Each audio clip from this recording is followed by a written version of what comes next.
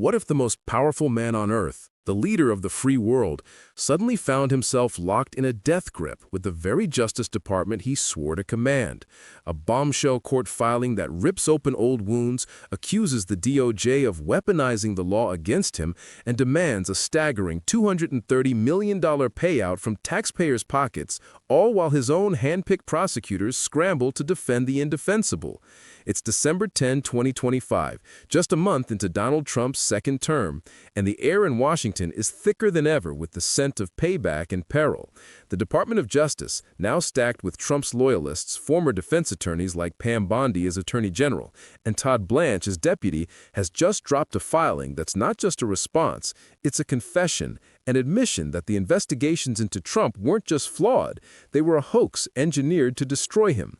But buried in the fine print, hints of internal chaos, ethical minefields, and a potential constitutional crisis that could see the president suing his own government and winning. This isn't politics as usual. It's a high-stakes showdown where the line between justice and vengeance blurs, where one side cries retribution and the other whispers revenge. Tonight, in this extended special report, we're pulling back the curtain on the DOJ's devastating disclosure, dissecting every page of that filing, tracing the threads back to the Russia probe, Mar-a-Lago raid, and beyond. We'll walk you through the whispers in the halls of power, the leaked memos that could topple careers, and the ticking clock on a payout that dwarfs every scandal in modern history. Stay with me, because what unfolds here isn't just a legal battle, it's the unraveling of America's sacred trust in the rule of law, and it could change everything before the ink even dries. Let's set the stage, because this bombshell didn't drop from the sky. It's the culmination of a 7-year vendetta that's twisted the Justice Department into knots, pitting prosecutors against presidents in a game where the stakes are nothing less than the soul of the republic. Picture it, January 2017, the Oval Office still warm from Barack Obama's farewell, and Donald Trump strides in, ready to drain the swamp. But within months, the swamp fights back. The FBI, under Director James Comey, launches Crossfire Hurricane, the probe into Russian election interference that quickly zeroes in on Trump's campaign. Leaks flood the press. Papadopoulos, Manafort, Flynn, associates caught in webs of contacts with Moscow operatives. By May 2017, Comey is fired, Mueller is appointed special counsel, and the Russia investigation explodes into a media maelstrom. Trump calls it a witch hunt from day one, tweeting furiously about crooked Hillary and the fake news hoax. But behind the bluster, his team knows the real threat. If Mueller uncovers even a sliver of coordination, it's impeachment fodder. The probe grinds on for 2 years, 22 months of subpoenas, interviews, grand juries, culminating in the March 2019 report. No conspiracy, but 10 instances of potential obstruction. Volume 2 lays it out cold. Trump's efforts to fire Mueller, pressure Sessions, dangle pardons. The conclusion? Congress decides. Democrats howl for impeachment, Republicans stonewall. Trump survives, but the scar festers, a $32 million taxpayer hit for the probe. In his eyes, pure persecution. Fast forward to 2021, Biden in the White House, and the grudge reignites. The January 6th committee subpoenas Trump aides, unearthing calls to find 11,780 votes in Georgia, fake elector schemes, pressure on Pence. Garland appoints Jack Smith in November 2022, and by August 2023, the superseding indictment drops. 4 counts of conspiracy to defraud the United States, obstructing an official proceeding, conspiracy against rights. The filing paints a portrait of a president unraveling democracy, alternate electors in 7 states, forged certificates sent to Congress, the infamous Hang Mike Pence chant echoing through the Capitol. Trump pleads not guilty in D.C., calling it election interference on steroids. But the real powder kegger, Florida, summer 2022. FBI agents swarm Mar-a-Lago, Trump's gilded fortress, seizing boxes of classified docs, nuclear secrets, battle plans, intel on Iran. The August 2022 search warrant, a 38-count indictment in June 2023, willful retention, obstruction, false statements. Trump rails on Truth Social, weaponization of government. Smith presses on, but Judge Alien Cannon, his appointee, slow walks discovery, tosses the case in July 2024 on flawed appointment grounds. Appeal pending, but Trump's landslide victory seals it. November 25, 2024. Smith moves to dismiss without prejudice, citing DOJ policy. No sitting presidents prosecuted. Chutkan approves, the cases vanish, but the rage, it simmers. Enter the second term. January 2025, Trump, emboldened by 312 electoral votes, vows retribution like you've never seen. He nominates Bondi, his impeachment defense ace, for AG, Blanche, hush money trial warrior, for deputy, and Stanley Woodward, loyalist from the Dox case, for associate. Senate confirms, amid Democratic filibusters, cries of packing the court. By February, the DOJ's Weaponization Working Group is born, a task force to probe deep state abuses. Comey, the Russia probe architect, gets indicted in Virginia for false statements to Congress, perjury on the Steele dossier. New York AG Letitia James, architect of the $450 million Trump org fraud judgment, upheld liability, penalty tossed on appeal, faces mortgage fraud charges in the same district, pleading not guilty October 24, 2025, screaming retaliation. Fenice Willis in Georgia, disqualified from the election case March 2025, special prosecutor tapped, but delays mount. The pattern? Clear as day. Trump's DOJ turning the tables, prosecuting the prosecutors. But the filing? That's the detonator. December 9, 2025, late evening, D.C. Federal Courthouse. The DOJ drops a 47-page response in the Eastern District of Virginia, ostensibly defending the Comey indictment but cracking open Pandora's box on Trump's long-brewing grievance. Titled, Government's Opposition to Motion to Dismiss, it's no routine memo. It's a mea culpa, wrapped in defiance. Lead prosecutor Lindsay Halligan, Trump's ex-personal lawyer, 0 prior indictments before her appointment, signs off, but the language betrays fractures. Page 7. The department acknowledges that prior investigations into former President Trump, including Crossfire Hurricane and the Mar-a-Lago matter, were initiated on probable cause but marred by procedural irregularities and media leaks that prejudiced public perception. Procedural? That's code for the FBI's FISA abuses on Carter Page, the Steele dossier's Clinton funding. Durham's 2023 report vindicated Trump's hoax cry. But the bombshell lands on page 22. Administrative claims filed by former President Trump in 2023 and 2024 seek $230 million in damages for malicious prosecution, emotional distress, and violation of civil rights under the Federal Tort Claims Act. The department opposes payment but recognizes the claim's facial merit pending internal review. Merit? From Trump's own DOJ? The filing details $100 million for Russia probe defamation, $130 million for Mar-a-Lago illegal raid, emotional toll on Melania, security breaches at the club. Bondi's sign-off? Absent. Recusal memo attached, citing prior representation. The suspense thickens as we turn to page 35, a footnote bombshell. In light of the department's policy against prosecuting sitting presidents, all pending matters against former aides, e.g. Walt Nauta, Carlos de Oliveira in documents case, shall be dismissed January 15, 2026.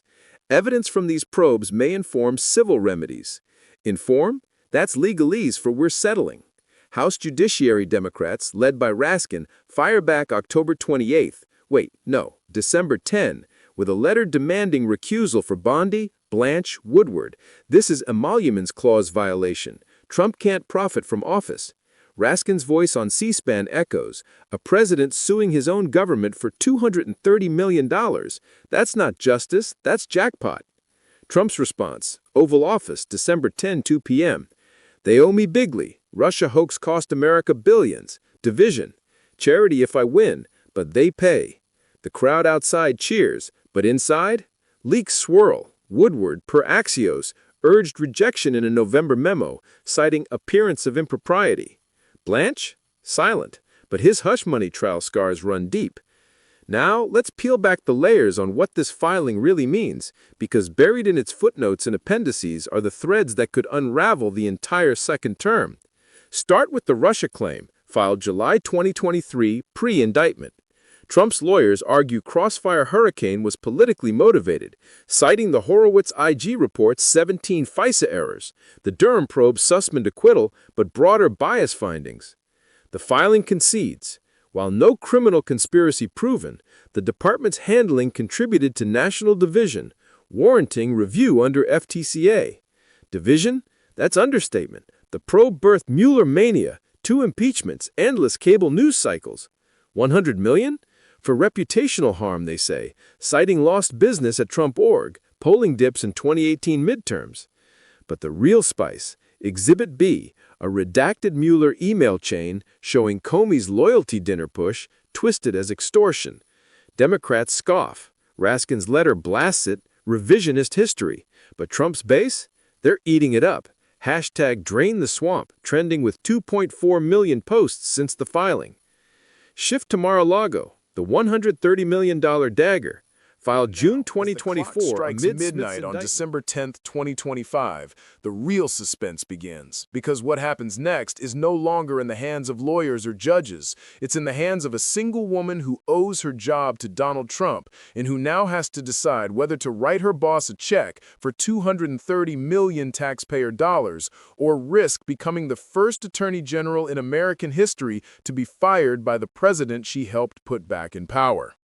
Pam Bondi, former Florida AG, impeachment warrior, Mar-a-Lago regular, sits alone in her 7th floor office at Main Justice. The building is quiet except for the hum of the secure phones and the occasional click of Secret Service boots in the hallway. On her desk, the final internal memo from the Civil Division, 43 pages, red-stamped draft. The recommendation is brutal in its clarity. The department should settle the Trump FTCA claims for no less than $180 million and no more than $215 million to avoid catastrophic litigation risk and adverse precedent. In plain English, pay him or we lose in open court and the bill could hit $500 million with interest. Bondi's cursor hovers over the signature line. She has exactly 6 days left on the statutory FTCA clock before Trump can sue in open court. If she signs, the money moves quietly through the judgment fund. No congressional approval needed, no line item in any budget. If she refuses, Trump has already told aides he will file the lawsuit himself in the Southern District of Florida in front of a judge he appointed and turn the trial into a daily primetime circus. Either way, someone's head rolls, and Bondi knows whose name is at the top of the list. Across the river, in a secure townhouse in Georgetown, Todd Blanche, the deputy AG who once sat next to Trump through every day of the hush money trial, stares at the same memo on his classified tablet. He has spent the last 48 hours trying to thread an impossible needle, find a legal path to reject the payout without triggering a presidential meltdown that could torch the entire department for a generation. His latest draft, leaked to me just hours ago, is titled Denial with Deference, and it reads like a hostage note. While the department maintains that the investigations were lawfully predicated in light of the unique circumstances of a sitting president seeking redress for perceived reputational harm. It's the kind of bureaucratic poetry that gets you laughed out of a courtroom and fired out of the White House. And then, there's the wild card nobody wants to talk about on the record. The sealed ethics opinion from the Office of Legal Counsel written in October 2025 by a career deputy who has since taken early retirement. That opinion, according to 3 sources who have read it, concludes in black and white, payment of personal damages to a sitting president from the judgment fund would constitute an unconstitutional emolument in violation of Article 1, Section 9, Clause 8. Translation: if Bondi signs the check, she could be committing a high crime. If she refuses, Trump could fire her on the spot and install Kash Patel or Jeffrey Clark in her place, men who have already signaled they would greenlight the payment without blinking. The tension is bleeding into every corner of Washington tonight. At the Capitol, Jamie Raskin and Dan Goldman are burning the midnight oil, drafting articles of impeachment against Bondi just in case she signs. At the White House, Stephen Miller and Susie Wiles are wargaming the optics, a Rose Garden ceremony where Trump donates the entire settlement to veterans charities, turning a grift into a masterstroke. On Fox News Primetime, Sean Hannity is already running the Chiron. Will deep state be forced to pay Trump $230 million? While over on MSNBC, Rachel Maddow is reading the sealed OLC opinion verbatim from an anonymous source and asking, is this the moment American democracy dies by autopay? But the deepest cut of all is happening right now, quietly, in a conference room on the 5th floor of the Hoover Building. A small group of career FBI agents, men and women who spent years chasing Russian money launderers and January 6 pipe bombers, have gathered off the books. They are drafting a letter they may never send. The working title, Resignation in Protest. The opening paragraph reads, "We swore an oath to the Constitution, not to any one man. If the Department of Justice becomes a personal piggy bank for the President of the United States, that oath becomes meaningless." One of the agents, a 30-year veteran who once guarded Mueller's home during death threats, told me tonight, voice shaking, "We didn't sign up to protect a king. If that check clears, half the building walks." And still, the clock ticks. 6 days, 144 hours. 8,640 minutes until the statutory window closes and the lawsuit can be filed. Somewhere in that countdown is the exact moment when someone, Bondi, Blanche, Trump himself, will have to decide whether the price of revenge is worth the soul of the Justice Department. The question hanging in the air tonight isn't just whether Trump will get his money, it's whether any of us will recognize the country on the other side of that decision. I'm going to be here when it happens, live, the second the next document drops, the second the next shoe falls, because this isn't the end of the story. It's only the end of the beginning. Stay with us. The agrees to pay Donald J. Trump the sum of $215 million from the Judgment Fund within 14 calendar days of execution. In exchange, Trump agrees to dismiss with prejudice all pending and future claims arising from Crossfire Hurricane, the Mueller investigation, the Mar-a-Lago search warrant of August 8, 2022, and all related prosecutions. The agreement contains a full mutual release, a confidentiality clause, and, most explosively, a covenant not to pursue criminal charges against any current or former DOJ or FBI personnel for conduct related to those investigations, except in cases of proven perjury before Congress. In other words, the President of the United States has just negotiated immunity for the very people who spent 7 years trying to put him in prison in exchange for the largest single personal payout ever made by the federal government to a private citizen. The signature blocks are already filled in. Pam Bondi's looping cursive sits at the bottom, dated yesterday, December 10, 2025, at 11:58 p.m., 2 minutes before the statutory clock expired. Next to it, in Trump's unmistakable Sharpie scrawl, is the single word, approved, underlined 3 times.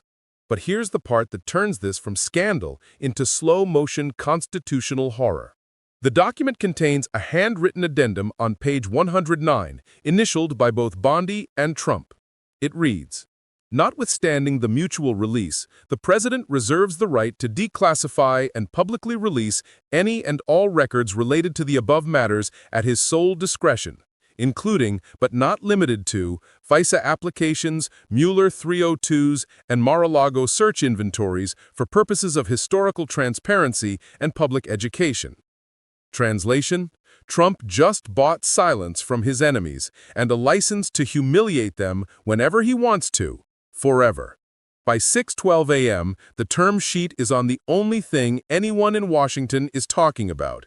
At the White House, Stephen Miller is already drafting the Rose Garden remarks. The plan, according to 3 sources inside the West Wing, is to stage the announcement on December 23rd, 2 days before Christmas, with Trump standing in front of a giant cardboard check made out to veterans' charities for the full $215 million. The photo op is designed to be bulletproof. The deep state pays, the veterans win, and Trump gets to play Santa while simultaneously owning the libs. The only detail still being negotiated is whether the check will be delivered by Pam Bondi in person on live television, a final act of public submission. Across the river, the FBI building is a ghost town. More than 40 senior agents have called in sick. The 7th-floor executive suite, home to the director and deputy director, is dark. A handwritten note is taped to the door of the director's office. Out indefinitely, family emergency. Everyone knows what it really means. At 7:03 a.m., Jamie Raskin appears on the steps of the Capitol, flanked by 23 Democratic members of the Judiciary Committee, and reads a prepared statement that lasts exactly 4 minutes and 11 seconds. His voice does not shake once. This is not a settlement. This is a ransom. The President of the United States has extorted his own government for $250 million and purchased immunity for the architects of the greatest attack on American democracy since the Civil War. We will introduce articles of impeachment against Attorney General Pam Bondi before sundown, and we will not stop until every dollar is clawed back and every official who signed this betrayal is held accountable. Within minutes, #ImpeachBondi is the #1 trend worldwide. At 7:29 a.m., the first crack inside the MAGA fortress appears. Senator Mike Lee of Utah, one of Trump's most reliable soldiers, posts a single sentence on X. No man, not even a president, should profit personally from the treasury he swore to protect. The replies explode with red hat fury, but the seed is planted. By 8 a.m., the stock market opens, and the Judgment Fund ETF, an obscure fund that most Americans have never heard of, drops 14% in 6 minutes as traders realize the Treasury is about to hemorrhage a sum larger than the annual budget of the National Park Service. At 8:17 a.m., a federal judge in the District of Columbia, Obama appointee Tanya Chutkan, issues an emergency temporary restraining order blocking disbursement of any funds pending a hearing on the Emoluments Clause violation. The order is stayed within 30 minutes by a Trump-appointed D.C. Circuit panel, but the message is sent. The courts are now fully in play. And then, at 9:02 a.m., the leak nobody saw coming lands. An anonymous account with the handle @DOJ Whistleblower 2025 posts a 17-second video to X. It is grainy, clearly shot on a phone pressed against a conference room door, but the audio is unmistakable. Pam Bondi's voice, exhausted, almost pleading. "I told him I can't sign this. It's unconstitutional on its face." A deeper voice, instantly recognizable as Donald Trump's. "You work for me, Pam. You want to keep your job, you sign it. Or I call Cash right now, and he'll sign it before lunch."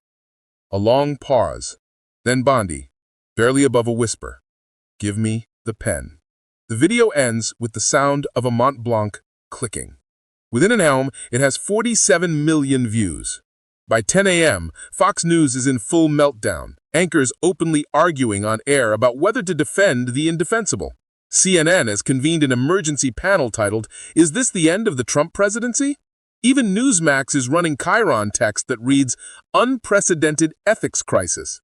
And somewhere in a secure location that only a few people on Earth know about, Special Counsel Jack Smith, who resigned the day Trump took the oath, opens a new encrypted laptop.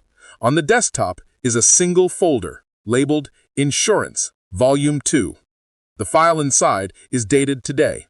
It is 312 pages long, and it begins with the words, "Pursuant to 28 CFR Section 600.8.c, the Special Counsel hereby notifies Congress that certain actions taken by the current administration may constitute obstruction of justice, bribery, and honest services fraud." The countdown has reset. 6 days became 6 hours, became 6 minutes. And the Republic, for the first time in its history, is watching a president try to cash a check written on its own soul.